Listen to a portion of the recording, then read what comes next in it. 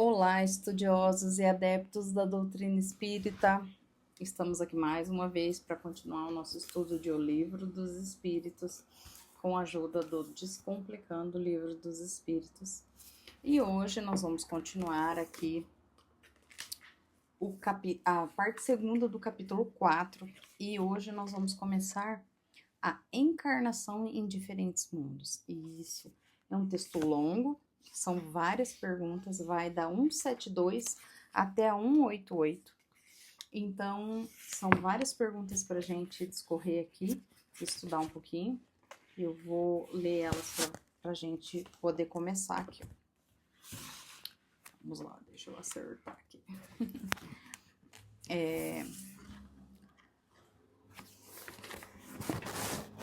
As nossas diversas existências corporais se verificam todas na Terra?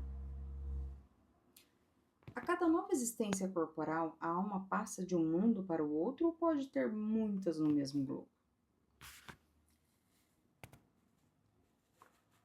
Tornar a viver na Terra constitui uma necessidade?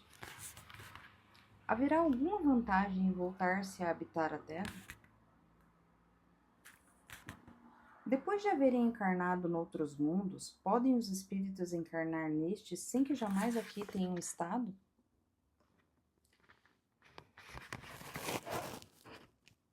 Pode-se reconhecer por algum indício qualquer que um espírito está pela primeira vez na Terra? Para chegar à perfeição e à suprema felicidade, destino final de todos os homens, tem o espírito que passar pela fieira de todos os mundos existentes no universo?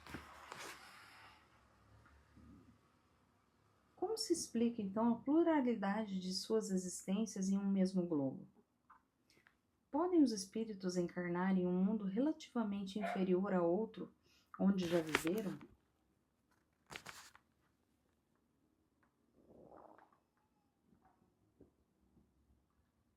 Os seres que habitam cada mundo hão todos alcançado o mesmo nível de perfeição? Passando deste planeta para o outro, conserva o espírito a inteligência que aqui tinha? Os seres que habitam os diferentes mundos têm corpos semelhantes aos nossos? É-nos possível conhecer exatamente o estado físico e moral dos diferentes mundos? Indo de um mundo para o outro, o espírito passa por nova infância? Tem o espírito a faculdade de escolher o mundo em que passe a habitar?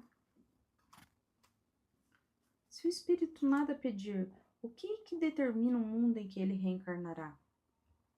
O estado físico e moral dos seres vivos é perpetuamente o mesmo em cada mundo? Haverá mundos em que o espírito, deixando de revestir corpos materiais, só tenha por envoltório o perispírito? As substâncias do perispírito é a mesma em todos os mundos? Os espíritos puros habitam mundos especiais ou se acham no espaço universal sem estarem ligados a um mundo a mais do que os outros? E aí, para responder todas essas perguntas, né, porque é um tema muito bacana, né, é um tema que a doutrina espírita vem tirar esse véu pra gente, que é a reencarnação, e aonde é que a gente encarna, quais são esses mundos diferentes que o ser tem a capacidade de encarnar, ou seja, quais são esses mundos, aonde eles estão e quais são essas diferenças, né? Então vamos lá para o texto que a Evelyn trouxe para a gente aqui no Descomplicando, para ver o que ela vai discorrer sobre esse tema de encarnação nos diferentes mundos. E ela vai dizer assim para a gente, ó: os espíritos não têm apenas uma experiência na Terra, mas vivenciam diversas encarnações em diferentes mundos. As experiências terrenas não são as primeiras e nem as últimas, sendo consideradas mais materiais e distantes da perfeição. Ao passar por novas existências corporais, a alma pode transitar entre diferentes mundos, não se limitando a um único globo. É possível reencarnar várias vezes na Terra e retornar a este planeta após viver em outros lugares. Reencarnar na Terra não é uma necessidade, mas uma opção que pode ocorrer se o espírito não progredir o suficiente para ascender a mundos superiores. Não há vantagem específica em habitar a Terra novamente, a menos que seja por uma missão específica visando o progresso espiritual. Permanecer na condição de espírito sem reencarnar na matéria não traz felicidade plena, pois o objetivo é evoluir em direção a Deus. Após experiências em outros mundos, os espíritos eles podem encarnar na Terra, mesmo que nunca tenham estado aqui antes. Muitos seres humanos estão vivendo sua primeira experiência na Terra, e não há maneira de se reconhecer esse fato, até porque não teria utilidade prática nenhuma. No caminho para atingir a perfeição e felicidade, todos os espíritos não precisam passar por todos os mundos existentes. Existem muitos mundos correspondentes a cada estágio de desenvolvimento espiritual. Ao reencarnar em um mesmo globo, o espírito ele pode ocupar diferentes posições, cada uma oferecendo oportunidades únicas de experiência, de aprendizado. Os espíritos podem encarnar em mundos relativamente inferiores aos que já viveram, principalmente em missão para auxiliar o progresso. Aceitam as dificuldades dessa vida como uma chance de avanço espiritual. Não são enviados para mundos inferiores como forma de punição, pois os espíritos eles não retrogradam. Se estacionam, a punição é não avançar, tendo que recomeçar as experiências que foram mal aproveitadas. Os seres em cada mundo, eles não alcançaram o mesmo nível de perfeição. Alguns são mais avançados que os outros. Ao mudar de planeta, o espírito ele conserva a inteligência que possui, mas pode ter os mesmos meios para manifestá-la, dependendo da sua superioridade e das condições do corpo em que vai assumir. Os seres que habitam diferentes mundos têm corpos variados, variando em materialidade de acordo com a pureza do espírito. O estado físico e moral do mundo não pode ser totalmente compreendido por nós, pois depende do nosso grau de evolução espiritual. À medida que o espírito se purifica, seu corpo se torna menos denso, reduzindo as necessidades físicas grosseiras. Há mundos nos quais o espírito ele pode deixar de ter corpo material. Ele passa a ter apenas o perispírito como envoltório.